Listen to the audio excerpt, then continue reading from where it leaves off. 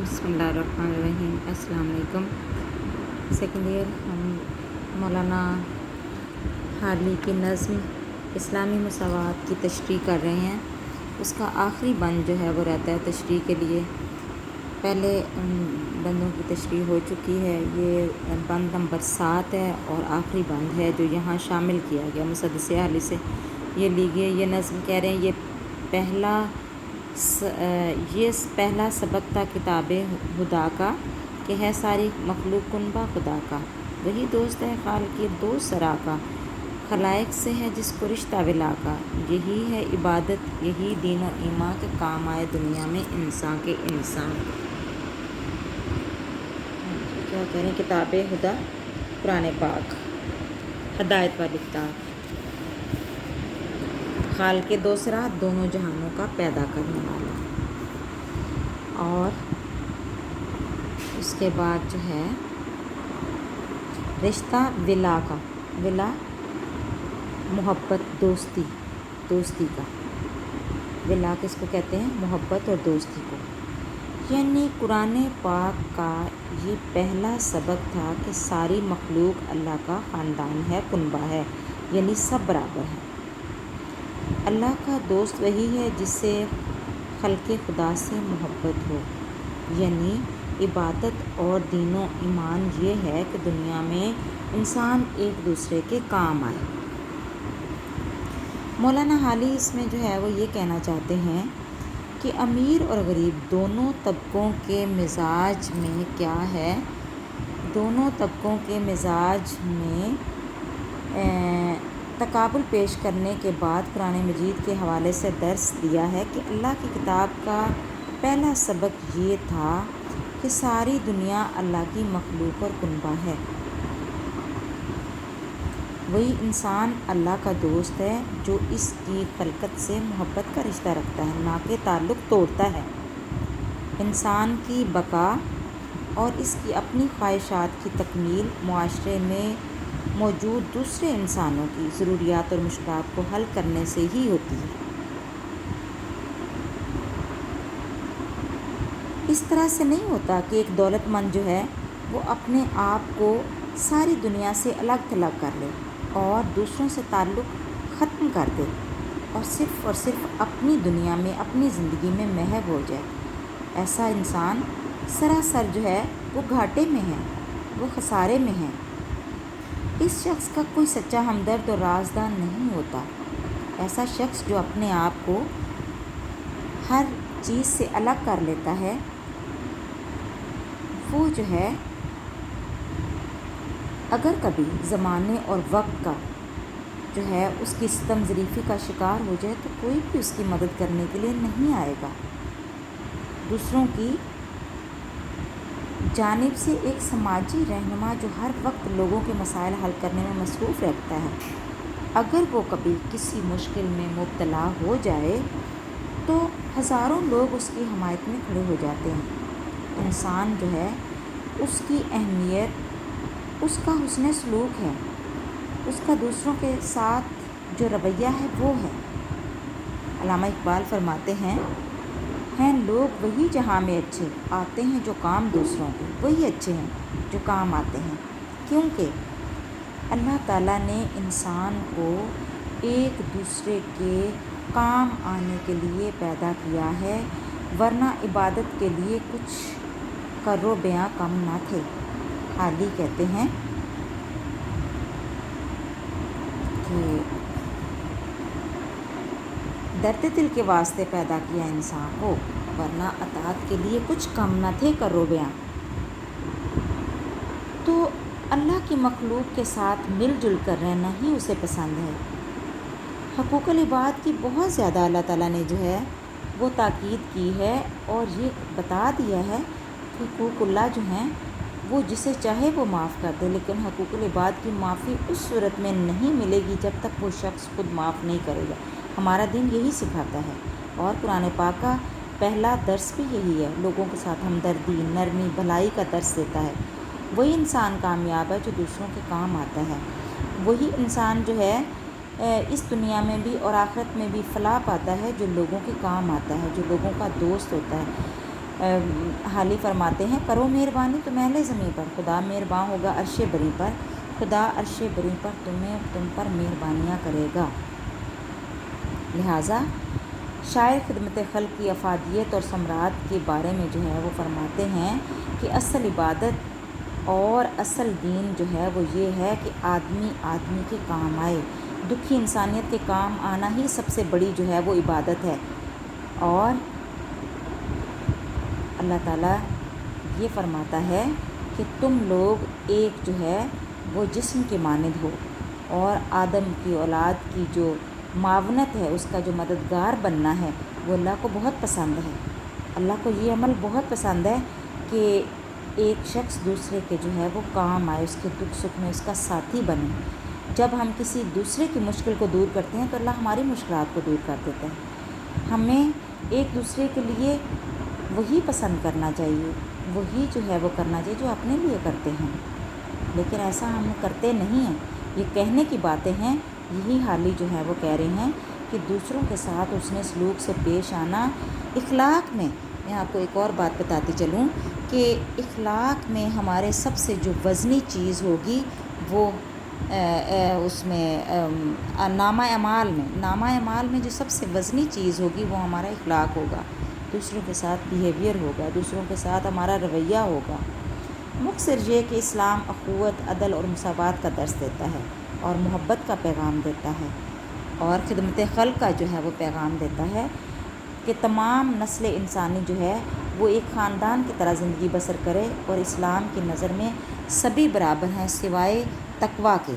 ایک جو ہے وہ معیار ہے، ایک جو ہے وہ بتایا گیا ہے کہ اگر کسی کو برتری اور فضیلت حاصل ہے تو وہ کیا ہے، وہ تقویٰ ہے، اس کے علاوہ اور جو ہے وہ کچھ نہیں ہے تقویٰ کے علاوہ۔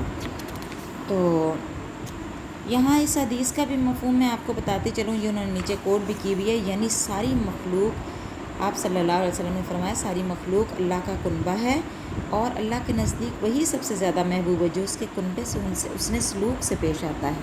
یہ اللہ کو بات بہت پسند ہے۔ یہ کئی ایسے واقعات جو ہیں وہ اب میں یہاں پہ ان کا حوالہ زیادہ نہیں ڈیٹیل کے ساتھ دے سکتی، لیکن اللہ تعالیٰ کو یہ بات سب سے زیادہ پسند ہے کہ اس کی مخلوق کے ساتھ اچھا سلوک کیا جائے، اور اس کے ساتھ حسن سلوک سے پیش آنا ہی اس کو سب سے جو ہے اس کا پسندیدہ جو ہے وہ بندہ وہی ہے جس کا اخلاق اچھا ہے، جو دوسروں کے ساتھ ہمدردی برتتا ہے، جو دوسروں کے دکھ درد میں شریک ہوتا ہے، نہ کہ دوسروں کے راستے میں روڑے اٹکاتا ہے۔ ایسا شخص جو انسانیت، اور پھر بتا دیا کہ جس نے ایک انسان کی جان بچائی گویا اس نے پوری انسانیت کی جان بچائی، اور جس نے ایک جان کو قتل کیا اس نے پوری انسانیت کو قتل کیا۔ تو ایک جان جو ہے، اب اس کی بے شمار مثالیں ہیں جو میں یہاں پہ دینے بیٹھوں تو لیکچر بہت جو ہے وہ لمبا ہو جائے گا، لہٰذا یہ بات جو ہے یہ ہمیں سمجھنی چاہیے اور اس پہ ہمیں عمل کرنا چاہیے۔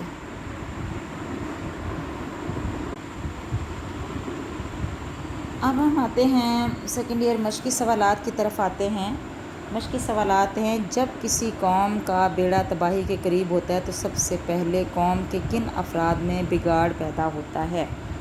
کن افراد میں بگاڑ پیدا ہوتا ہے؟ ظاہر اس نے بتا دیا کہ جب کسی قوم کا بیڑا تباہی کے قریب ہوتا ہے تو سب سے پہلے اس قوم کے دولت مند لوگ جو ہیں وہ بگڑتے ہیں اور اس کی وجہ سے پورا نظام جو ہے وہ پھر بگڑتا چلا جاتا ہے۔ نظم کے حوالے سے بتائیے کہ قوم کے امیروں میں کون کون سے بگاڑ پیدا ہوتے ہیں؟ ہوتے ہیں قوم کے امیروں میں کوئی ہنر باقی نہیں رہتا، نمود و نمائش، تکبر، عیش و عشرت، غرور، غریبوں کو حقیر جاننا، ان کی مدد نہ کرنا، کاہلی اور سستی، اور دنیا اور آخرت میں ناکامی کی پرواہ نہ کرنا، یہ جو ہیں ان میں بگاڑ پیدا ہوتے ہیں۔ جن کے پاس مال و دولت بے تحاشا آتا ہے وہ ان چیزوں میں جو ہے وہ کیا ہوتے ہیں، پڑ جاتے ہیں، اور ان میں انسانیت نام کی چیز نہیں رہتی، اور وہ اپنے آپ کو کوئی اور مخلوق جو ہے وہ تصور کرتے ہیں، نہ کہ دوسرے لوگوں جیسا جو ہے وہ اپنے آپ کو تصور کریں۔ نظم خلاصہ ہے، خلاصہ اب آپ لوگوں نے خود ہی جو ہے وہ کرنا ہے۔ درجہ ذیل تراکیب کے معنی لکھیے۔ بندگان ذلیل جو ہیں وہ کیا؟ ذلیل بندے، حال کے دوسرا یعنی اللہ تعالیٰ کے ساتھ دم نزاع مرتے وقت، فصل خزاں یعنی خزاں کا موسم، کتاب خدا قرآن پاک، گل فشاں پھول بکھیرنا، گل و لالا گل گلاب اور دوسرے پھول جو ہیں، پھول مراد ہیں، ہوا و ہوس یعنی لالچ۔ درجہ ذیل محاورات کو اپنے جملوں میں اس طرح استعمال کیجیے کہ ان کا مفہوم واضح ہو جائے۔ دفتر الٹنا، قوم کا دفتر الٹتے ہی امیر لوگ بگڑنے لگے۔ خودی سے گزرنا، دولت کے نشے میں خودی سے نہیں گزرنا چاہیے۔ بے ہوش رہنا، اپنی بہتری کے لیے ہر وقت بے ہوش نہیں رہنا چاہیے۔ کمر بستہ ہونا، حصول آزادی کے لیے ہر کوئی کمر بستہ تھا۔ تدبیر الٹنا، غریب کی ہر تدبیر الٹی ہو جاتی ہے۔ تقدیر کھوٹی ہونا، غریب کی تقدیر کھوٹی ہی رہتی ہے۔ اور اس کے بعد جو ہے وہ سوال نمبر 6 ہے، نظم اسلامی مساوات کا کہہ رہے ہیں دوبارہ مطالعہ کیجئے اور کالم الف اور کالم ب سے چن کر مترادف الفاظ کے جوڑے بنائیے اور صحیح جواب کالم ج میں لکھیے۔ کمال جو ہے وہ کیا ہے؟ جوہر، ہادی، رہبر، اور جو ہے آہ کے ساتھ جو ہے وہ کیا آئے گا؟ زاری، آہ و زاری، ہواؤ، ہوس، بے ہوش، خود فراموش، قوت، نا۔ اس کے بعد نیکسٹ سوال جو ہے وہ ہے نظم اسلامی مساوات کے پہلے اور آخری بند کی تشریح کیجیے۔ وہ ہو چکی ہے، اب آپ وہاں سے جو ہے وہ دیکھیے، یہاں پہ وہ آپ کو بتا رہے ہیں مسدس کے بارے میں بتا رہے ہیں کہ مسدس کسے کہتے ہیں۔ یہ اس طرح کے سوال پیپر میں تو نہیں آتے، لیکن جو ہے وہ آپ کے پاس معلومات ہونی چاہیے، انہیں جو ہے وہ آپ کو پتہ ہونا چاہیے مسدس کسے کہتے ہیں۔ کہیں گے کوئی نظم 6 مصروں کے بندوں پر مشتمل ہو تو اسے مسدس کہتے ہیں۔ یہ یعنی جو 6 مصروں پر مشتمل نظم ہو وہ مسدس کہلاتی۔ اسلامی مساوات کی حیت مسدس ہے، اور یہ مولانا حالی کی شورى آفاق طویل نظم مد و جزر اسلام مسدس حالی سے اقتباس یہاں لیا گیا ہے، میں نے آپ کو پہلے بھی بتایا ہے۔ اب وہ کہہ رہے ہیں آپ لائبریری سے علامہ اقبال کی کتاب بانگِ درا لیجیے اور دیکھیے کہ ان نظموں شکوہ اور جواب شکوہ کی حیت کیا، اور پھر ان دونوں نظموں کے آخری بند اپنی کاپی میں درج کیجیے۔ یہ جو ہے یہ اب آپ کام کر لیجیے گا، آپ کے کرنے کا جو ہے وہ کام ہے۔ نیکسٹ ہمارے جو شاعر ہیں وہ ہیں جوش ملی آبادی۔ ان کا تعارف جو ہے وہ میں آپ کو سب سے پہلے جو ہے وہ بتا دوں۔ جوش ملی سراغ راہ رو جو ہے ہماری نظم ہے نیکسٹ، اور ہم سب سے پہلے جو ہے وہ جوش ملی آبادی کا تعارف جو ہے وہ دیکھتے ہیں۔ جوش ملی آبادی کا پورا سب سے پہلی بات تو یہ کہ ان کا نام جو ہے وہ ہے شبیر حسین خان۔ شبیر حسین خان ان کا نام ہے، اور جوش ملی آبادی کے نام سے ادبی دنیا میں وہ جوش ملی آبادی کے نام سے جانے جاتے ہیں، اور 1896 میں وہ ملی آباد میں پیدا ہوئے، اسی وجہ سے ملی آبادی جو ہے وہ کہلاتے ہیں۔ اردو ادب کے نامور قادر الکلام شاعر ہیں، اور آفریدی قبیلہ سے ان کا تعلق ہے۔ خان ہیں، آفریدی قبیلہ سے ان کا جو ہے وہ تعلق ہے۔ اس کے بعد وہ کہہ رہے ہیں کہ تقسیم ہند کے چند برسوں بعد ہجرت کر کے کراچی میں مستقل طور پر رہائش اختیار کر لی انہوں نے۔ جوش نہ صرف اپنی زبان اردو میں ید طولہ رکھتے تھے، یعنی بہت مہارت رکھتے تھے، بلکہ عربی، فارسی، ہندی اور انگریزی پر بھی انہیں یکساں عبور حاصل تھا۔ انجمن ترقی اردو کراچی سے وابستہ رہے اور حیدرآباد دکن میں دارالترجمہ میں بیش بہا خدمات انجام دیں، اور 22 فروری 1982 کو کراچی میں ہی انہوں نے وفات پائی۔ اب ان کی مشہور تصانیف جو ہیں وہ کون سی ہیں؟ مشہور تصانیف جو ہیں وہ ہیں آواز حق، شاعر کی راتیں، جوش کے 100 شعر، نقش و نگار مشہور شعری مجموعے، جبکہ مقالات جوش، اوراق زریں، جذبات فطرت، اشارات اور مقالات جوش اور یادوں کی بارات وغیرہ مشہور نثری ان کی کیا ہیں؟ تصنیفات ہیں، ان کی نثری تصنیفات ہیں۔ یہ پہلے جو ہے وہ میں نے آپ کو شعری بتائیں، اور اس کے بعد جو ہیں وہ نثری تصنیفات ہیں۔ یہ اب سراغ راہ رو جو ان کی نظم ہے نا، اس کی طرف ہم جو ہے وہ آتے ہیں۔ اس میں وہ یہ کہنا چاہتے ہیں کہ مسافر اپنے پیچھے نشان ضرور چھوڑ جاتا ہے، جو گزرتا ہے راستے سے وہ نشان، ہر مسافر راستے پر نشان چھوڑ جاتا ہے۔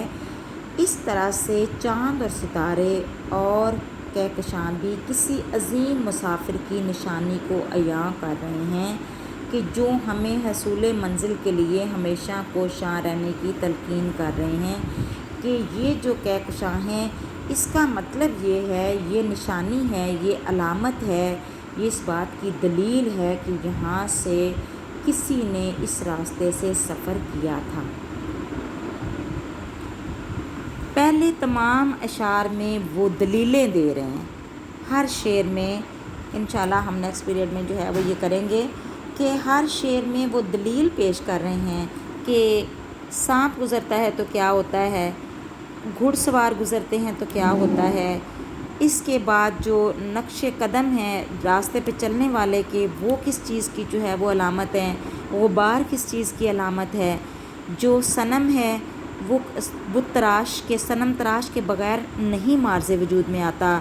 اسی طرح سے پھر کہکشاں کا وہ ذکر کر رہے ہیں کہ یہ چمکتے ہوئے ستارے اور یہ جو راستہ ہے، کیا یہ سارا جو ہر چیز کا جب ہر عمل کا رد عمل ہے تو پھر یہ چیز جو ہے یہ کیا ہے، جو کہکشاں ہے اس کا بھی کوئی نہ کوئی مقصد اور اس کے پیچھے بھی کوئی نہ کوئی کہانی ضرور موجود ہے۔ اور وہ آخری جو اشعار ہیں نا ان میں یہ خاص طور پر آخری شعر میں جو ہے وہ بتائیں گے کہ ان ساری مثالیں جو دی ہیں انہوں نے، اس کا مقصد کیا ہے کہ یہ جو سراغ راہ رو ہے، جو سراغ ہے راستے پہ چلنے والے کا، اس کا جو ہے وہ یہاں پہ آ کر بتائیں گے کہ وہ کیا کہنا چاہتے ہیں اس نظم میں، جس ساری آپ کو لاجیکلی منطقی طور پر آپ کا ذہن جو ہے وہ اس طرف لا کر جو ہے وہ کل ہم انشاءاللہ پھر تشریح کریں گے۔ یہ سارا میں نے پس منظر آپ کو بتا دیا ہے اور یہ کس چیز کی علامت ہے، یہ جو کہکشاں ہے۔